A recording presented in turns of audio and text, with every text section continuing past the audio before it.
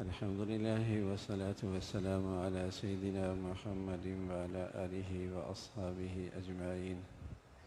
أما بعد، فأعوذ بالله من الشيطان الرجيم. بسم الله الرحمن الرحيم. وننزل من القرآن ما هو شفاء ورحمة للمؤمنين. صدق الله العظيم. اللهم صل على سيدنا محمد وعلى آل سيدنا محمد وبارك وسلم. اللهم صل على سيدنا محمد النبي الأمي وعلى آله وأصحابه وسلم.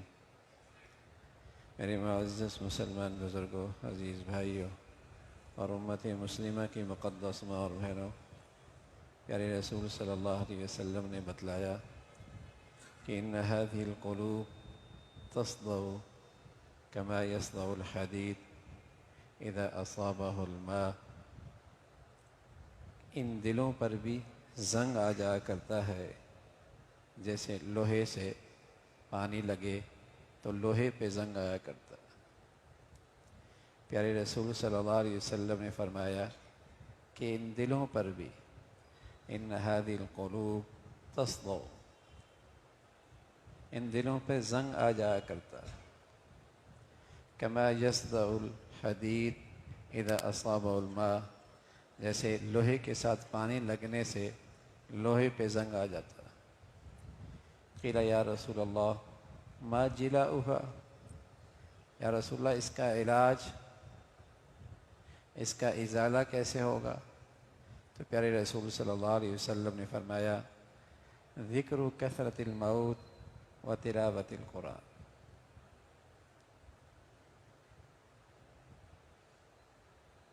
اس کا علاج بھی بتا دیا. طبیب اعظم نے، طبیب بھی ماہر ہو اور پھر مریض پر شفقت بھی کرتا ہو اور مریض کے لیے بھلائی کا حریص بھی ہو اور مریض پر مہربان بھی بہت ہو، تو بتائیے اس نسخے کی کتنی اہمیت ہوگی.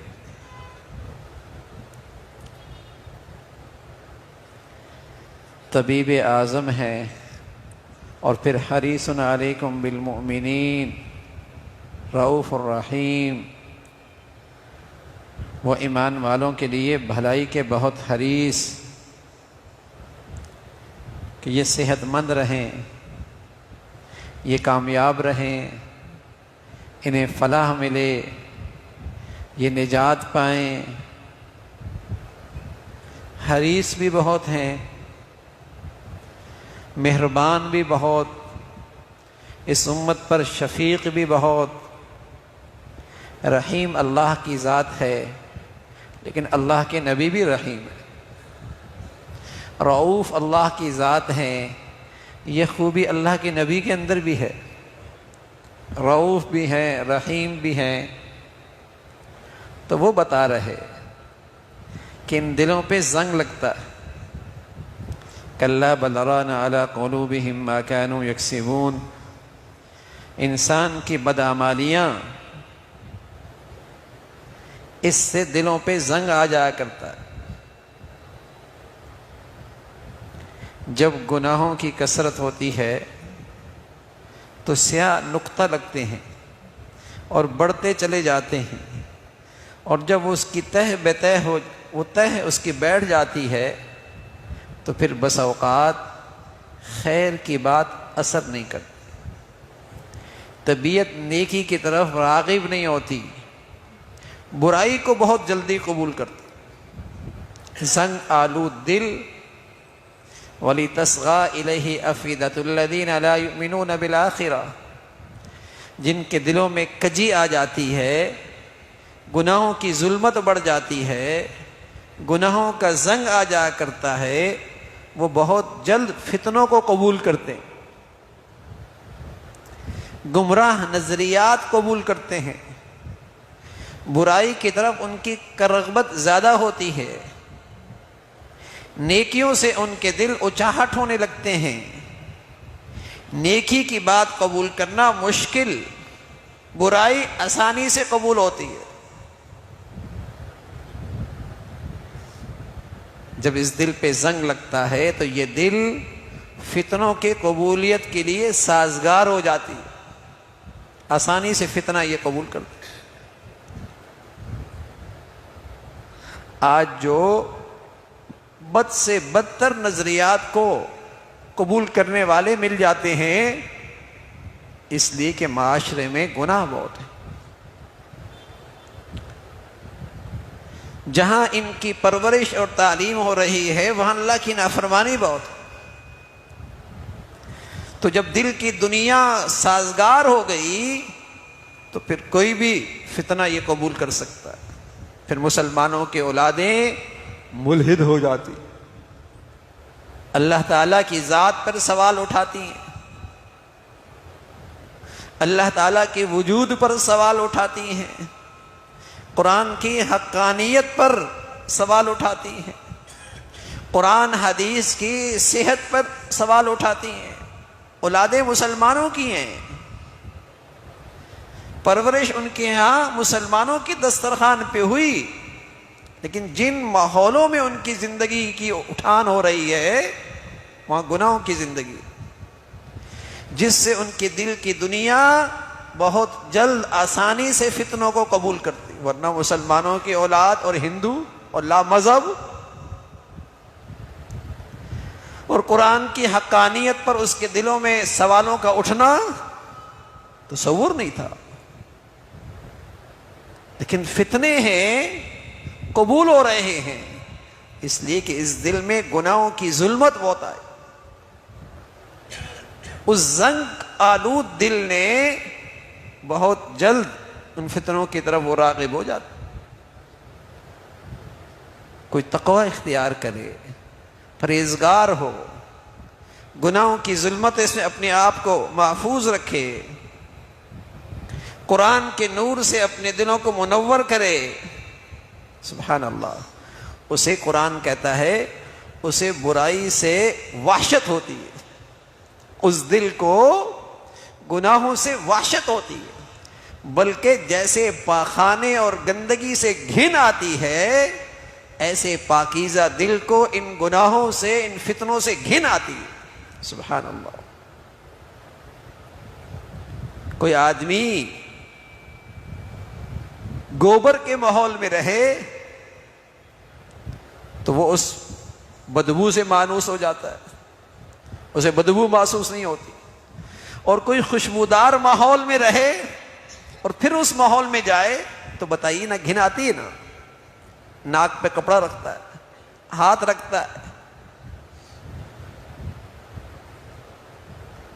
تو جب زندگی گناہوں کی گزر رہی ہوتی ہے، ماحول گناہوں کا ہوتا ہے، تو یہاں سیاہی آتی ہے، یہاں ظلمت آتی ہے، یہاں زنگ، یہ دل زنگ آلود ہونے لگتا ہے، پھر یہ بڑے سے بڑے فتنے کو قبول کر لیتا ہے،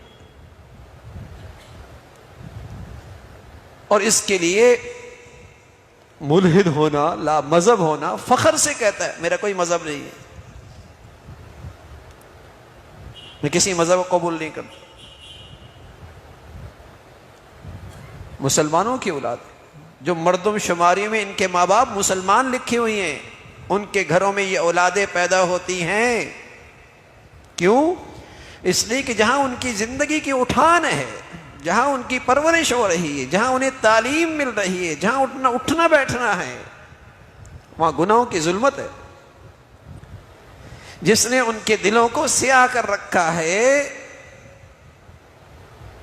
وہ فتنوں کو قبول کرتا۔ تو پیارے رسول صلی اللہ علیہ وسلم فرمانے لگے ان هذه القلوب تصدو، یہ دل بھی زنگ آلود ہوتے ہیں، کلا بل ران علی قلوبہم ما كانوا یکسبون، یہ بدعمالیاں اس سے اس کے دل میں زنگ آیا۔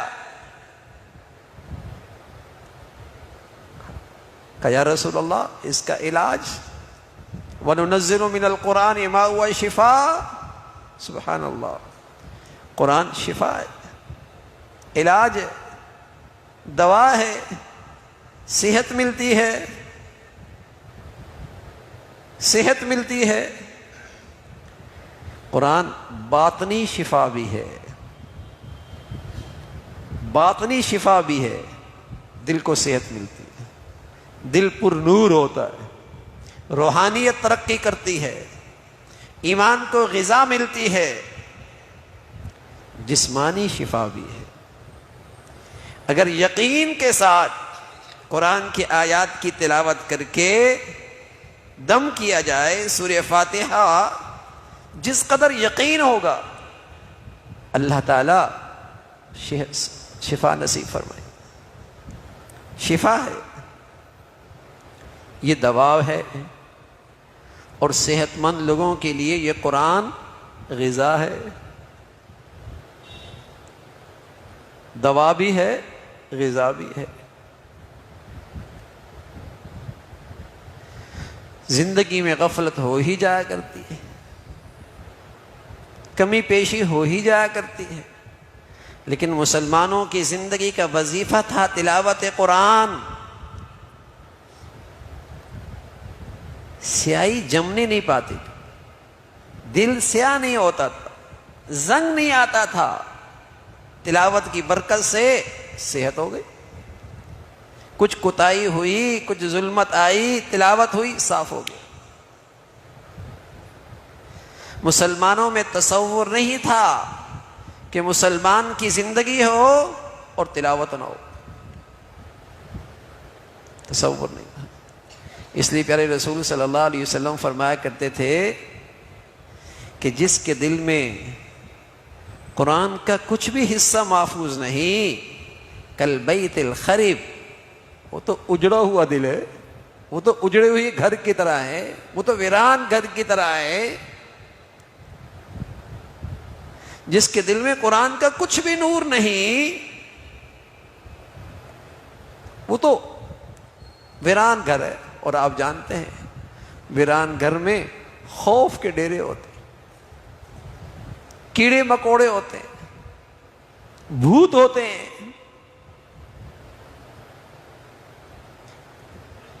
تو جن گھروں میں اور جن زندگیوں میں تلاوت قرآن نہیں ہوتی، وہاں شیاطین کے ڈیرے ہوتے ہیں۔ اس لیے ابو ہریرہ فرمایا کرتے تھے رضی اللہ تعالیٰ عنہ، جن گھروں میں قرآن کی تلاوت ہوتی ہے وہاں اللہ کے فرشتے آتے ہیں، شیاطین وہاں سے چلے جاتے ہیں، اہل و عیال کی کثرت ہوتی ہے، خیر و برکت ہوتی ہے اس گھر میں۔ اور جس گھر میں تلاوت نہیں ہوتی وہاں شیاطین آتے، وہاں سے خیر و برکت اڑ جاتی ہے۔ بھائی جہاں گناہوں کی گندگی ہوگی، جہاں گندگی ہوگی تو وہاں جراثیم ہوں گے نا، جہاں گندگی ہوگی وہاں جراثیم ہوں گے، جہاں جراثیم ہوں گے وہاں بیماریاں ہوں گی۔ تو جہاں گناہ ہوں گے وہاں شیاطین ہوں گے، اور جب گھروں میں شیاطین ہوں گے تو پھر شیاطین کا تو کام ہے گھر والوں کو لڑانا، گھر والوں کو ڈرانا، گھر والوں کو پریشان رکھنا، گھر والوں کو توہمات میں مبتلا کرنا، خوف زدہ کرنا۔ اور گھروں میں قرآن کی تلاوت ہو، سبحان اللہ، جہاں نیکی ہوتی ہے وہاں فرشتے آتے ہیں، جہاں تلاوت ہوتی ہے وہاں اللہ کے فرشتے آتے ہیں، وہاں سکون ہوتا ہے، وہاں اطمینان ہوتا ہے، وہاں سکون ہوتا ہے۔ آپ کہتے ہیں نا بعض مساجد میں بڑا سکون ملتا ہے، تو جن مساجد میں نیکیوں کا ماحول ہوتا ہے وہاں سکون ہوتا ہے۔ تو جن گھروں میں مسلمانوں کے یہاں نیکی ہوا کرتی تھی وہاں بھی بڑا سکون ہوتا تھا، اطمینان، سکون، طبیعتوں میں ٹھہراؤ اور محبت اور سکون۔ وہ گھر نہیں ہوتا، جنت بن جاتا ہے۔ تو مسلمانوں کی زندگیوں میں تلاوت کا معمول ہوتا تھا۔ یہ تو تصور ہی نہیں تھا کہ مسلمانوں کی زندگی گزر رہی ہو اور مہینوں قرآن کی تلاوت نہ ہو، مہینے گزر جاتے، قرآن کوئی نہیں کھولا۔ یا شوہر نے نہیں کھولا یا بیوی نے نہیں کھولا یا دونوں ہی نے نہیں کھولا، یا پھر اولاد تو قرآن سے بہت ہی دور نکل گئی، مہینے گزر گئے،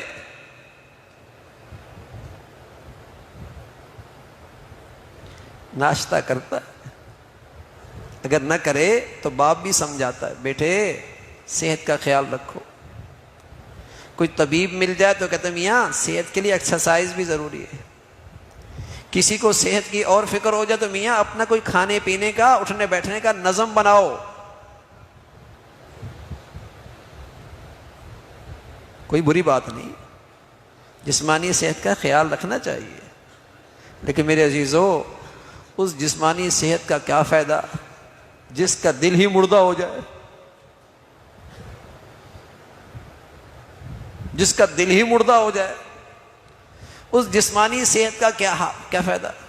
وہ تو ایسا ہی ہے جیسے پنجرہ تو سونے کی تاروں کا ہو، اس پہ ہیرے جڑے ہوئے ہوں، اور اس کے اندر کا پرندے کو پانی اور دانہ نہ دیں تو بتائیے اس کے لیے وہ سونے کی تارے کارآمد ہیں؟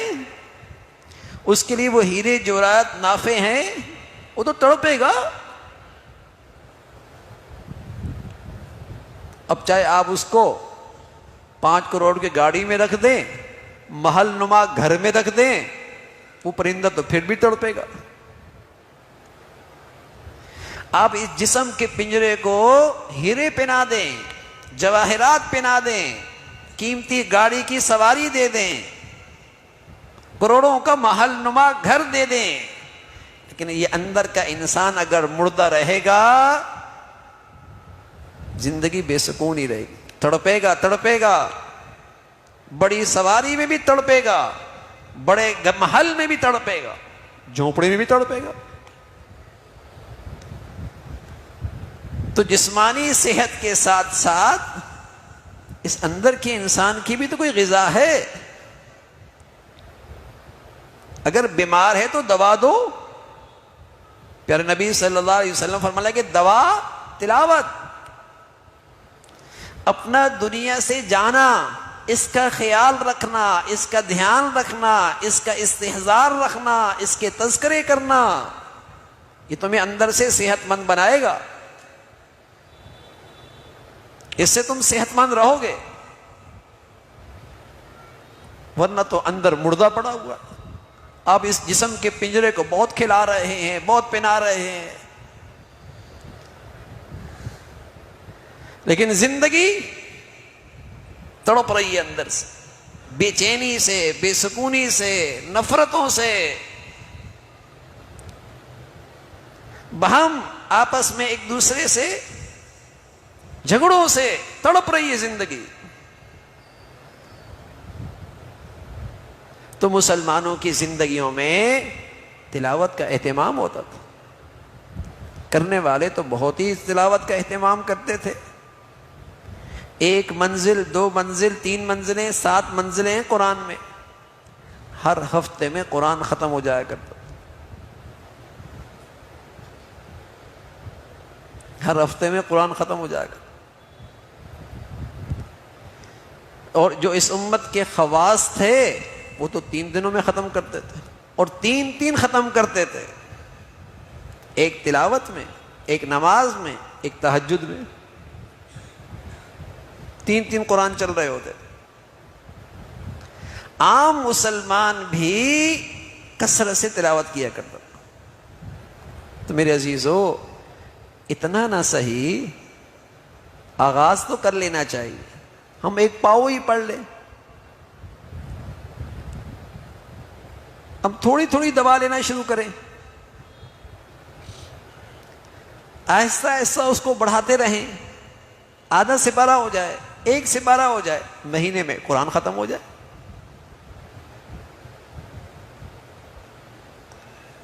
گھاٹا نہیں ہوگا، نقصان نہیں ہوگا، آپ دیکھیں گے آپ کے وقت میں برکت آ گئی، آپ دیکھیں گے آپ کے کاموں میں برکت آ گئی، آپ دیکھیں گے آپ کے گھروں میں برکت آ گئی، آپ دیکھیں گے آپ کی اندر کی زندگی میں ایک غذا، ایک توانائی، ایک طاقت آ گئی، صحت آ گئی،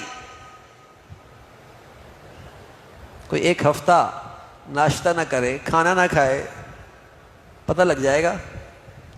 اور یہ جو مہینوں تلاوت نہیں کر رہا، کیا اس سے دل مردہ نہیں ہوتا؟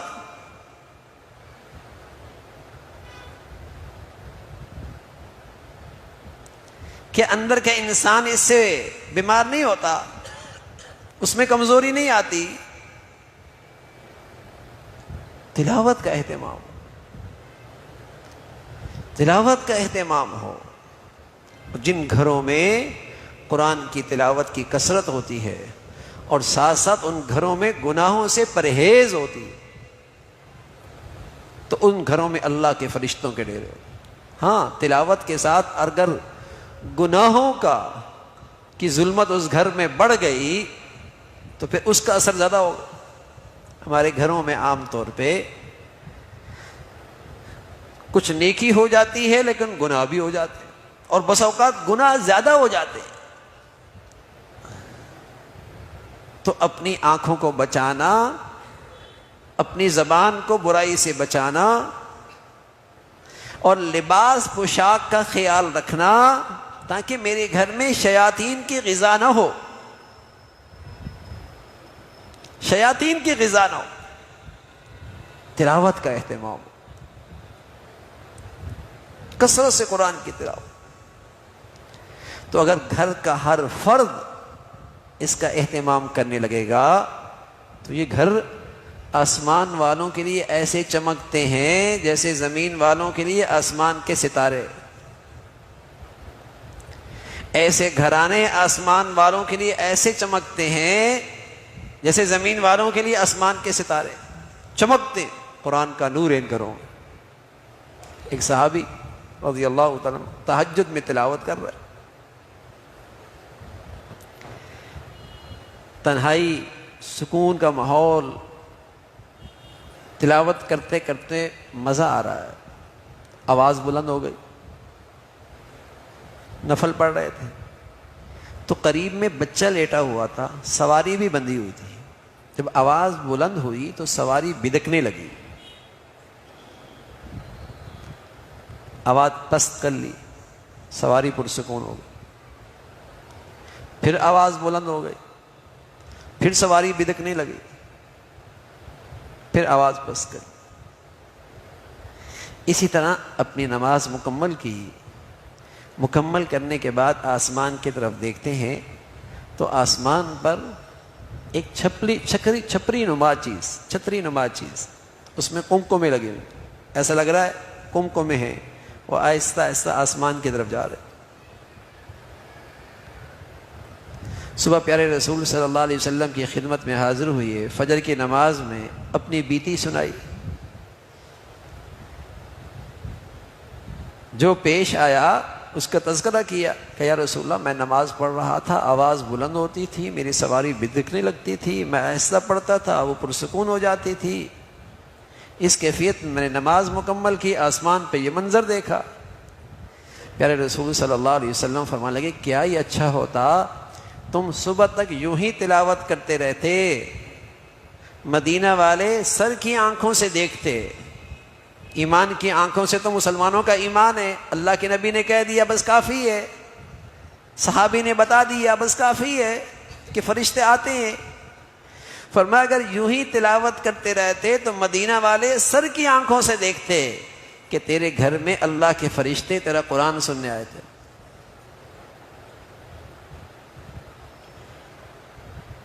برکتیں ہوتی تھی گھروں میں، بڑی برکتیں ہوتی تھی۔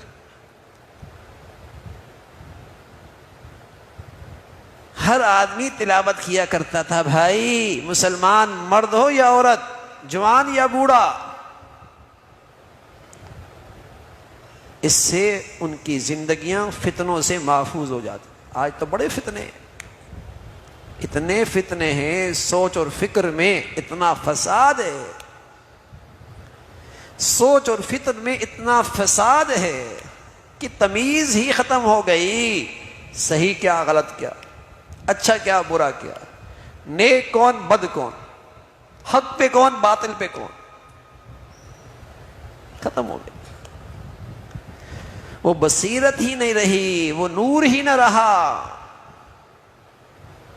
بلکہ جتنی برائی سامنے آتی ہے وہ جلدی قبول ہوتی ہے، بروں کے نظریات جلدی قبول ہوتے ہیں، انہیں زیادہ قبولیت ملتی ہے معاشرے میں۔ اس لیے باطل، دنیا میں باطل پھیلانے سے پہلے اس معاشرے کو برائیوں میں مبتلا کرتا ہے تاکہ اس کے لیے باطل قبول کرنا آسان ہو جائے۔ اس لیے باطل جس معاشرے میں آتا ہے پہلے اللہ کی نافرمانی کا ماحول بناتا ہے،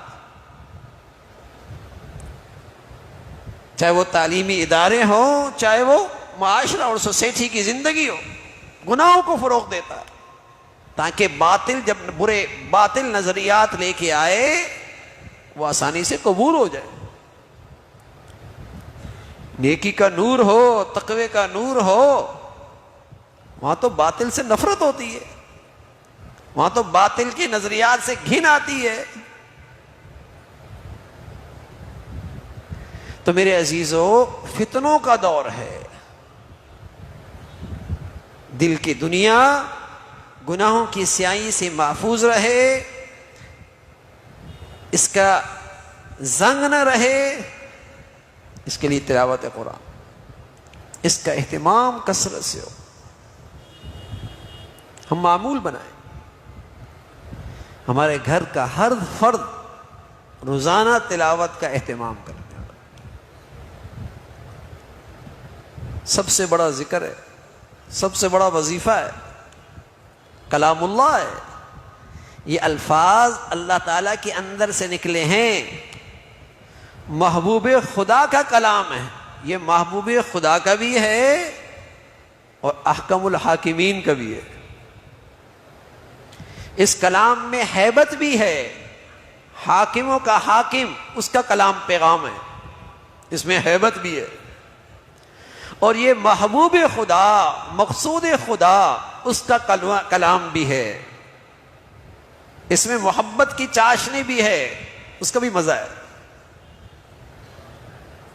اس لیے عثمان فرمایا کرتے تھے رضی اللہ تعالیٰ عنہ، جسے اللہ تعالیٰ صاف دل دے دے وہ تلاوت قرآن سے سیر ہی نہیں ہوتا۔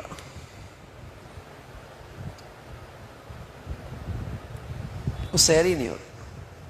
گویا کہ تلاوت قرآن ایک لحاظ سے تھرمامیٹر بھی ہے، اگر تلاوت کرنے کا جی نہیں چاہ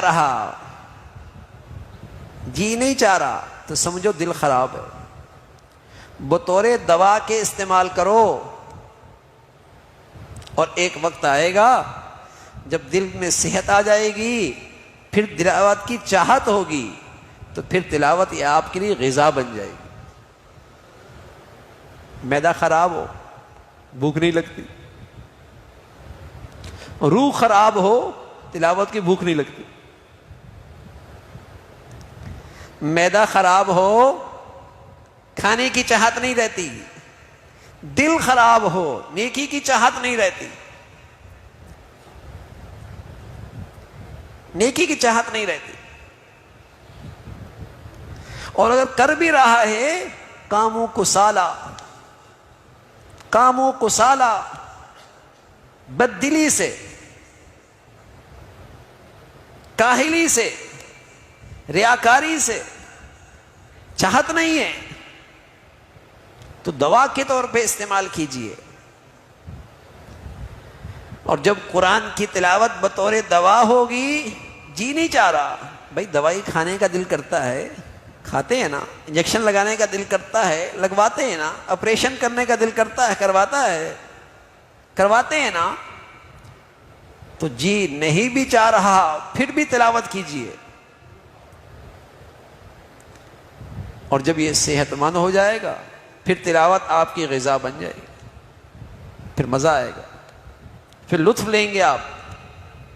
اس لیے عثمان فرمایا کرتے تھے، جسے اللہ تعالیٰ صاف دل دے دے وہ تو تلاوت قرآن سے سیر ہی نہ ہو۔ مزے آ رہے ہیں۔ پیارے رسول صلی اللہ علیہ وسلم کبھی کھڑے ہوتے تھے، تلاوت کرتے تھے نفل میں، تو اتنا مزہ آتا تھا کہ پتہ ہی نہیں جسم پہ کیا حال ہے، جسم پہ کیا گزر رہی ہے، مزے میں گم ہے. اور جسم کا حال یہ ہوتا تھا یتورمت قدما، پاؤں پہ ورم آ جایا کرتا تھا، لیکن اس میں مزہ ایسا آ رہا ہے. تو صاف دل کے لیے تلاوت قرآن غذا بن جاتی ہے، غذا بن جاتی ہے. تو ہمارے کئی دن گزرتے ہیں، اندر سے چاہت نہیں اٹھتی کہ تلاوت کروں، ہفتے گزر جاتے ہیں، مہینے گزر جاتے ہیں. یہاں سے آئی ہے، دل بیمار ہے، یہاں غفلت آئی ہوئی ہے. اور میرے عزیزو، زندگی کا پتہ کوئی نہیں، اس سیاہی اور ظلمت کے ساتھ مر گئے، کس منہ سے اٹھیں گے؟ کیا حشر ہوگا؟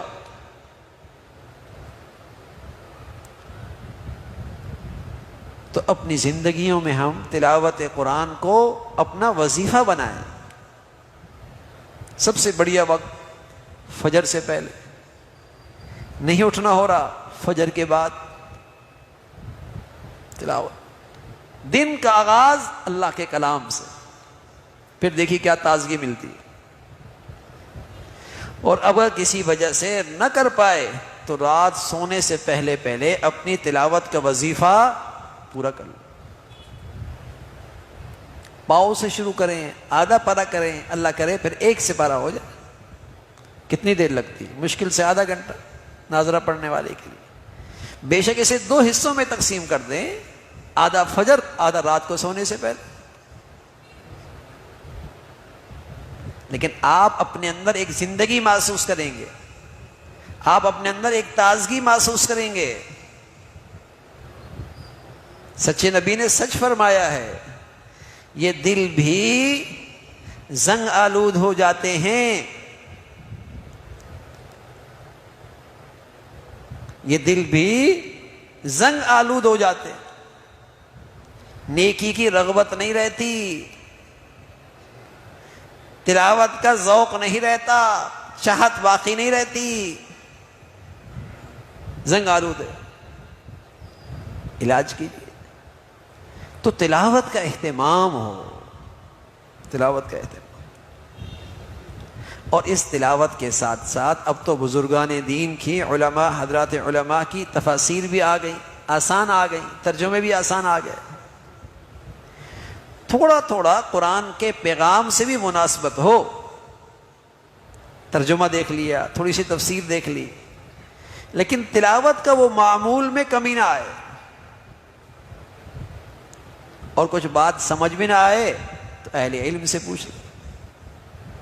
لیکن بعض نادان، جیسے ہر چیز کے بارے میں فتنے ہی فتنے ہیں، تلاوت کے متعلق بھی فتنے آئے ہیں. جی الفاظ پڑھنے کا کیا فائدہ، الفاظ کو رٹنے کا کیا فائدہ، بغیر سمجھے پڑھنے کا کوئی فائدہ بھی ہے؟ یہ بھی ایک فتنہ ہے. یہ کوئی اردو کی کتاب تو ہے نہیں، پشتو کی کتاب تو ہے نہیں، دنیا کسی زبان کا کلام تو ہے نہیں، یہ تو اللہ کے اندر سے نکلا ہوا نور ہے.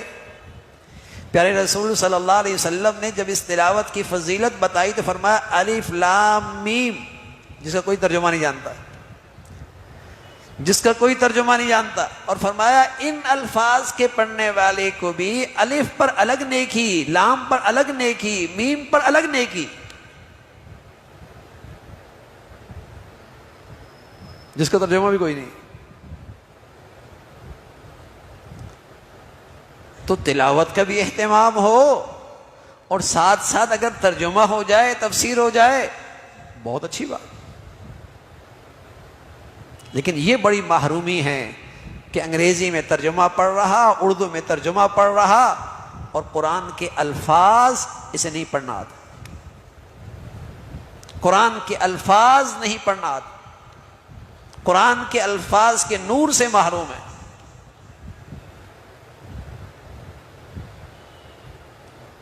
تلاوت کا بھی اہتمام، بڑا بوڑھا مرد عورت اس کا اہتمام کرے. اور کوشش کی جائے میرے عزیزو، اتنی تجوید تو فرض ہے، اتنی تجوید تو فرض ہے کہ جس سے ہماری نمازیں درست ہو سکے. اتنا تو قرآن سیکھنا چاہیے نا، اچھے انداز سے سیکھنا چاہیے.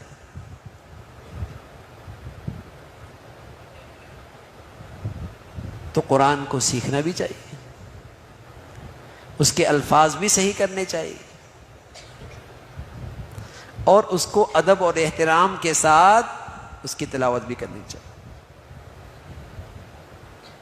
پیارے رسول صلی اللہ علیہ وسلم فرمایا کرتے تھے یہ قرآن ہی تو ہے جس سے اللہ تعالیٰ بہت سے لوگوں کو عزت نصیب فرماتے ہیں، بلندیاں اور کامیابیاں نصیب فرماتے ہیں. اور یہ قرآن ہی تو ہے جس سے بہت سارے لوگوں کو اللہ تعالیٰ پست کرتا ہے، رسوا کرتا ہے. کیوں؟ وہ قرآن کا حق ادا نہیں کرتے، وہ قرآن مجید کی حق تلفی کرتے ہیں، وہ قرآن کے حقوق ادا نہیں کرتے. اللہ نے اتنا بڑا انعام دیا، اتنی بڑی نعمت دی، اتنی بڑی دولت امت کو ملی، قدر نہیں کی.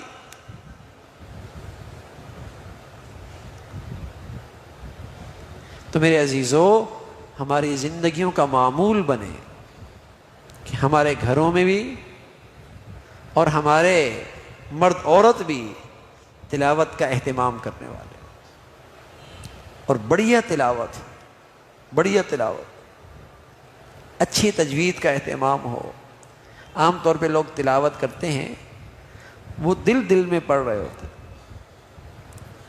تلاوت ہمیشہ کوشش کیا کریں کہ تھوڑی سی آواز بلند کر کے، تاکہ آپ کی آنکھیں بھی نیکیاں کر رہی ہیں، آپ کے کان بھی اس نیکی میں شریک ہوں، اور وہ آواز آپ کے دماغ سے بھی ٹکرائے. تھوڑی سی آواز بلند ہو. اگر آپ حفظ نہیں کر رہے اور تلاوت کر رہے ہیں تو پھر تھوڑا مزہ لے کے پڑھیں، اور اس خیال سے پڑھیں کہ میں تلاوت کر رہا ہوں اور اللہ کریم اس تلاوت کو سن رہے.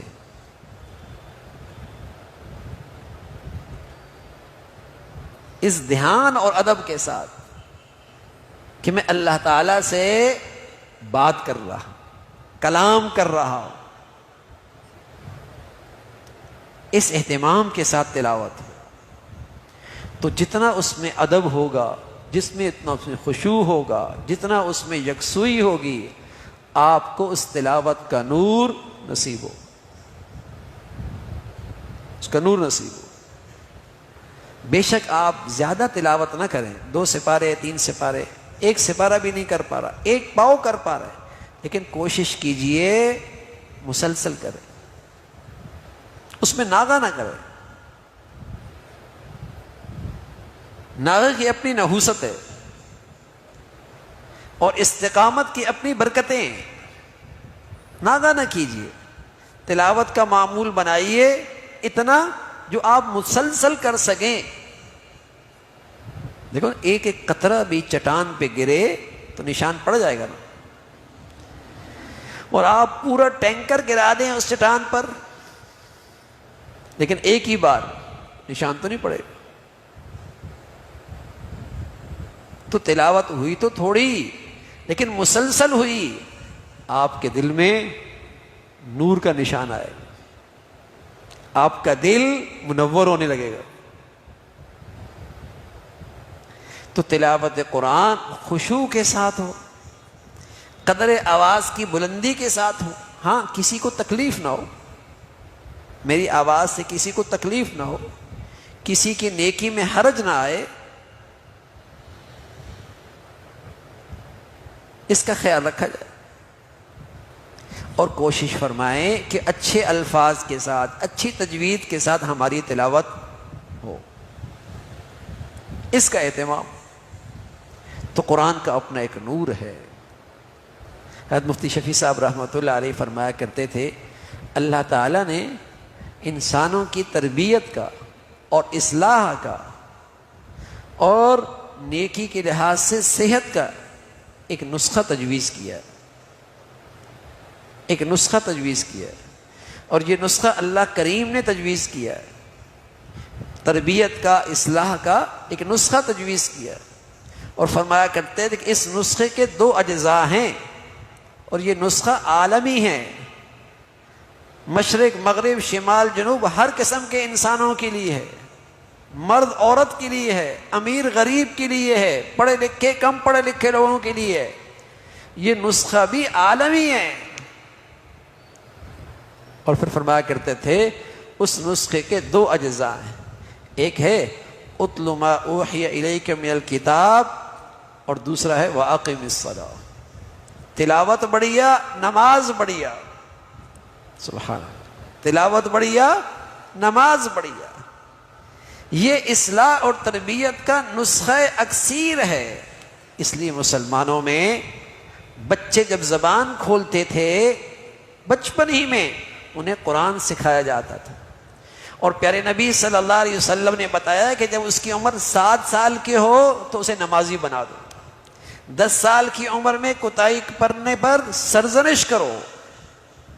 اگر اس کی زندگی میں ان دونوں چیزوں کا اہتمام ہو گیا تو نیکی کی اگلی عمارت اس پہ آسانی سے کھڑی ہو جائے گی، دینداری کی اگلی عمارت آسانی سے اس بنیاد پہ کھڑی ہو جائے گی۔ اب ہم بچوں کو دنیا کے حوالے کر دیتے، زندگی گزر جاتی ہے، اس بیچارے کو قرآن نہیں پڑھنا آتا، اس کی آخرت تو خراب ہوئی، لیکن ان ماں باپ کی آخرت بھی خطرے میں آ گئی کہ انہوں نے اپنی اس اولاد کے ساتھ بڑا ظلم کیا، بڑی زیادتی کی، بڑی ناانصافی کی،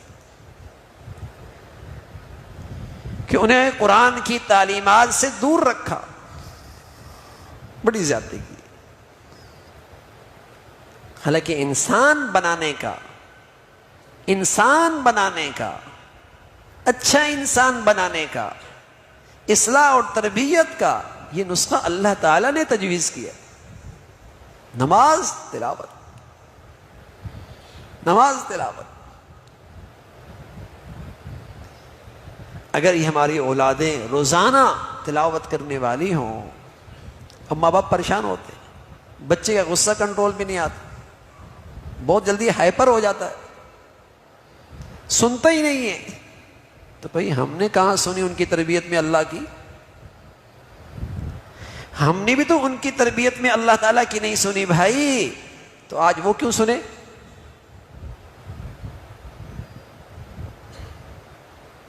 ہم نے بھی تو نہیں سنی، آج اس کا وہ ری ایکشن ہے۔ جب ہم نے اس ذات کی نہیں مانی تو آج وہ ہماری نہیں مان رہی۔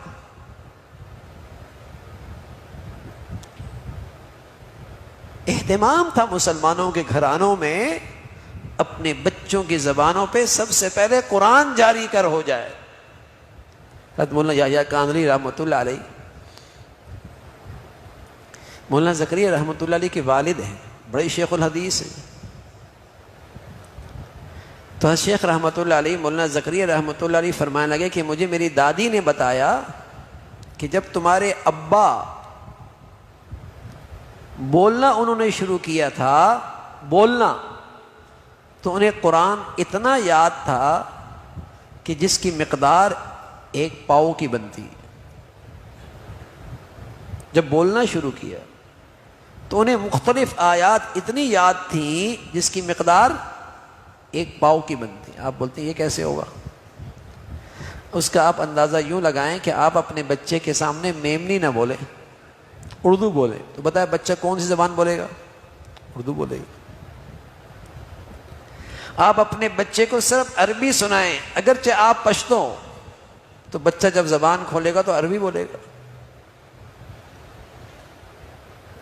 آپ کوئی بھی زبان بولتے ہوں لیکن اپنے بچے کو صرف اردو سمجھائیں، سنائیں، اس کے سامنے اردو بولیں، بچہ اردو بولے گا۔ تو مائیں اپنے بچوں کو صرف قرآن سنایا کرتی تھی، چھاتی سے لگاتی تھی، قرآن پڑھتی تھی، گود میں رکھتی تھی، قرآن سناتی تھی، رات کو سلاتی تھی، قرآن سناتی تھی۔ جب اس کے دل کی تختی پہ قرآن نقش ہو گیا تو جب زبان جاری ہوئی تو اسے قرآن کی کئی ساری آیتیں تلاوت۔ ایسا بھی مسلمانوں کے گھرانے تھے، ایسے بھی گھرانے ہوتے تھے۔ اب دیکھتے نہیں، بچہ جیسے ہی کھڑا ہوتا ہے اور جیسے ہی بولنا شروع کرتا ہے تو کچھ گنگنانے لگتا ہے، اور اس کی ٹانگیں ناچنے کی طرح حرکت کرتی ہیں۔ کیوں؟ اس لیے کہ وہ دیکھ ہی وہی رہا ہے، اس کے کانوں میں آواز ہی وہی پڑ رہی ہے، وہ سن ہی وہی رہا ہے۔ اماں کے پیٹ میں تھا تب بھی وہ یہی سن رہا تھا، باہر آیا تب بھی وہ یہی دیکھ رہا ہے۔ تو یہی چیزیں تو اس کے دل و دماغ میں نقش ہوئیں، اب اس کی شخصیت اسی پہ کھڑی ہو رہی ہے۔ ایسا مسلمانوں کے گھروں میں تلاوت ہوتی تھی کہ بچے بولتے تو قرآن کی آیتیں انہیں یاد ہوتی۔ اب تو زندگی گزر جاتی ہے، قرآن زبان پہ چڑھتا ہی نہیں ہے۔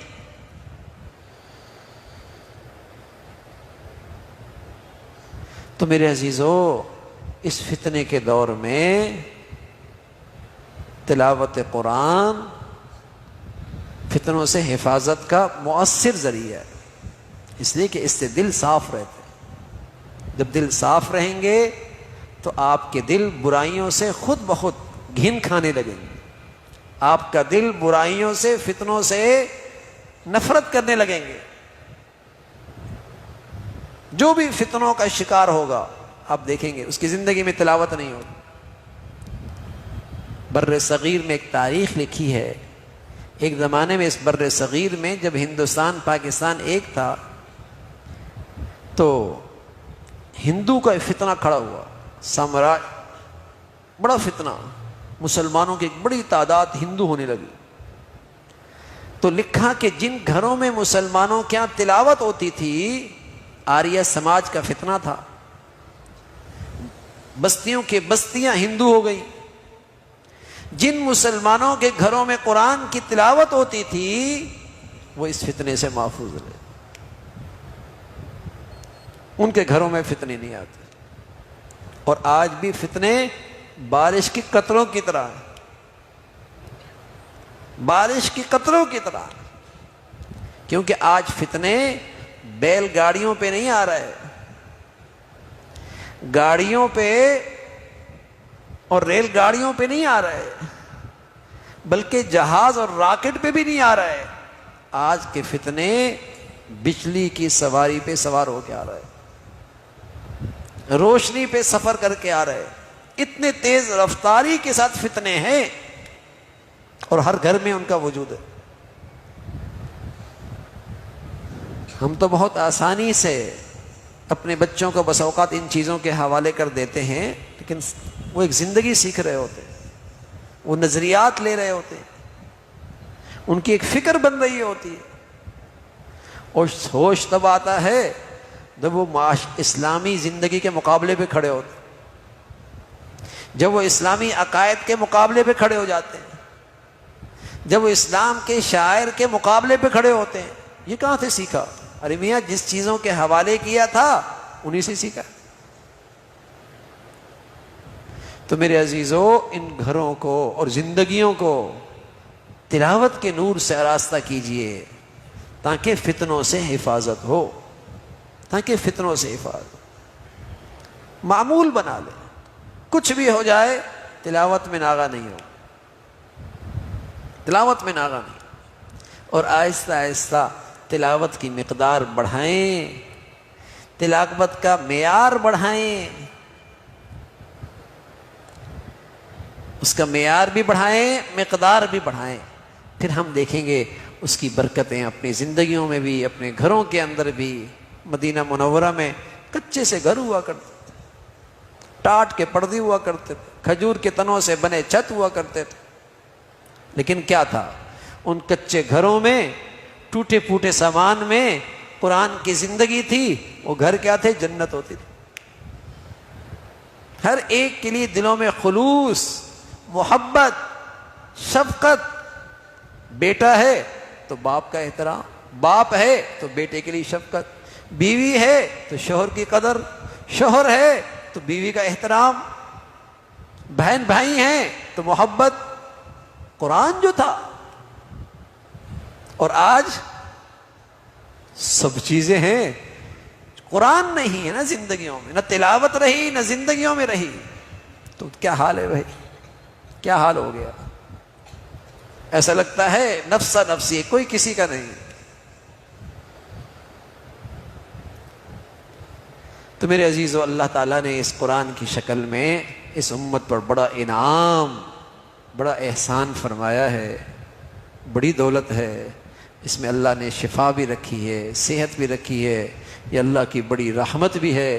اللہ تعالیٰ بھائی ہمیں اس تلاوت کا اہتمام نصیب فرمائے اور اس کا پیغام کا فہم نصیب فرمائے اور اس کی مبارک زندگی عطا فرمائے۔ وآخر دعوانا الحمدللہ رب العالمین۔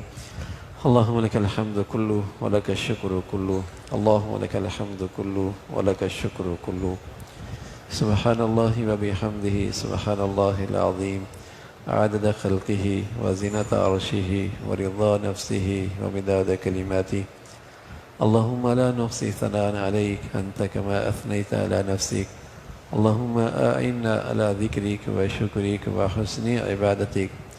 یا ارحم الراحمین، جو کچھ کہا سنا عمل کی توفیق نصیب فرما، ایمان والی، عافیت والی، صحت والی زندگی عطا فرما۔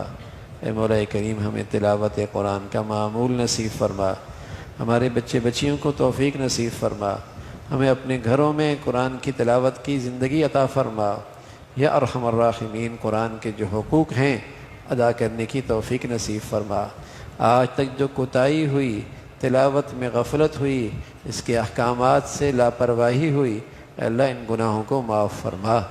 یا ارحم الراحمین، ان گناہوں کی نحوستوں سے محفوظ فرما، اس کی بے برکتی سے محفوظ فرما۔ یا ارحم الراحمین، اپنے فضل سے ہم سب کو زندگی بھر قرآن کا ذوق شوق نصیب فرما، تلاوت کا ذوق شوق نصیب فرما، تلاوت پہ استقامت نصیب فرما۔ یا ارحم الراحمین، تمام حاضرین حاضرات، سامعین سامعات، سب کی جائز حاجات کو پورا فرما، مشکلات کو آسان فرما، پریشانیوں کو ختم فرما۔ مولا کریم ہمیں پورے دین پہ چلنا آسان فرما، ہمیں گناہوں کی نحوستوں سے اور گناہوں کی گندگیوں سے محفوظ فرما۔ یا ارحم الراحمین، ہمیشہ برکت والی زندگی عطا فرما، برکت والا رزق نصیب فرما، سکون عافیت والی زندگی عطا فرما، ہمارے گھروں میں محبتوں کی فضا نصیب فرما، ٹوٹ پھوٹ سے اے مولا کریم غفلتوں سے محفوظ فرما۔ مولا کریم ہمارے بچے بچیوں کو اپنا بھی والدین کا فرما بردار بنا، اولادوں کے آزمائشوں سے محفوظ فرما۔ یا ارحم الراحمین، اولاد کے لیے تعلیم تربیت زندگی کے صحیح فیصلے کرنے کی توفیق نصیب فرما، بڑوں پر جو اولاد کے حقوق ہیں ادا کرنے کی توفیق نصیب فرما، اور اولادوں پر جو ماں باپ کی حقوق ہیں اے مولا کریم ان کے حقوق ادا کرنے کی توفیق عطا فرما۔ اپنے فضل سے مولا کریم ظاہری باطنی فتنوں سے محفوظ فرما، شریروں سے محفوظ فرما، شر سے محفوظ فرما، برے نظریات سے محفوظ فرما، برے لوگوں سے محفوظ فرما، حاسدوں سے محفوظ فرما، حسد سے حفاظت فرما۔ اے مولا کریم اپنے فضل سے ہر آنے والا دن ایمان عافیت کے لحاظ سے بڑھیا نصیب فرما، ہمیں سلامتی عطا فرما، ہمارے ملک کو سلامتی عطا فرما، یا نیکی کے اور خیر کی اور تعمیر کی قوتوں کو غلبہ نصیب فرما، تخریب کی اور بے دینی اور بے حیائی کی طاقتوں کو ختم فرما۔ اے مولا کریم اس ملک کو اندرونی بیرونی خطرات سے اور اندرونی بیرونی دشمنوں سے محفوظ فرما، اس کو ظاہری باطنی ترقیاں عطا فرما، وطن عزیز کو استحکام عطا فرما، یہاں ایمان ہدایت کی فضاؤں کو عام فرما، جن دین دشمنوں کو اور ملک دشمنوں کو اے مولا کریم اس ملک کو جن دین دشمن ملک دشمنوں سے خطرہ ہے اے مولا اپنی فضل سے اپنی قدرت سے ان کے شر سے اس ملک کی حفاظت فرما۔ اے مولا کریم ان کی طاقت کو بہم دست گریبان فرما۔ اے مولا کریم اپنے فضل سے اس ملک کو ہر قسم کے فتنوں سے محفوظ فرما۔ یا ارحم الراحمین پوری امت اسلامیہ پہ رحم فرما، دنیا بھر کے مظلوم مسلمانوں کی مدد و نصرت فرما، غزہ اور فلسطین کے مسلمانوں کے لیے آسانیاں پیدا فرما، ان کے قربانیاں شہادتوں کے بدولت امت میں دینی بیداری پیدا فرما، ان کا صبر، ان کا استقامت اے مولا کریم ان کا آپ کی ذات پہ توکل اور بھروسہ اور دین پر سچی وابستگی، یہ خوبیاں، یہ ایمانی صفات تمام اہل ایمان کو عطا فرما۔ یا ارحم الراحمین، ہمیں بھی ایمان کی حقیقت نصیب فرما، مسلمانوں میں دینی بیداری پیدا فرما، اسلامی غیرت عطا فرما، مسلمانوں میں ہر قسم کے انتشار افتراق سے محفوظ فرما۔ وصلی اللہ علی سیدنا محمد وعلی آلہ واصحابہ اجمعین برحمتک یا رب۔